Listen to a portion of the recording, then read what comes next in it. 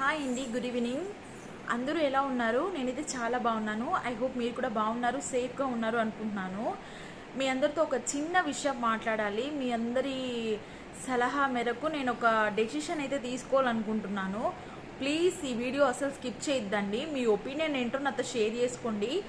అందరూ రీషేవ్ వీడియో చేయండి అక్క, రీషేవ్ చేయండి అని చెప్పి అడుగుతూనే ఉన్నారు. బోల్డ్ అన్ని మెసేజ్లు వస్తున్నాయి.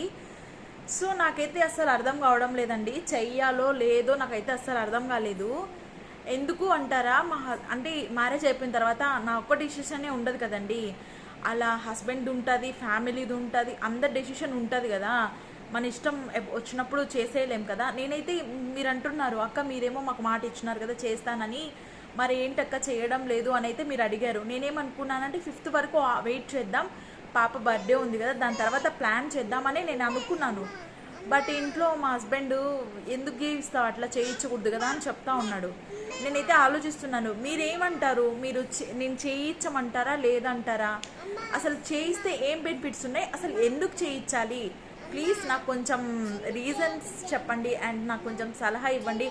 ఫుల్ కన్ఫ్యూజన్లో ఉన్నాను. ప్లీజ్ కొంచెం నాకు హెల్ప్ చేస్తారు అనుకుంటా ఉన్నాను. ప్లీజ్ కొంచెం హెల్ప్ చేయండి నాకు.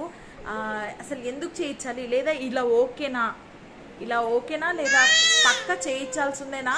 ప్లీజ్ మీ ఒపీనియన్ చెప్పండి, నేను ఖచ్చితంగా చేసి పెడతాను. థ్యాంక్ యూ సో మచ్ అండి. ప్లీజ్ నాకు మాత్రం మెసేజ్ చేయండి కింద. Thank you.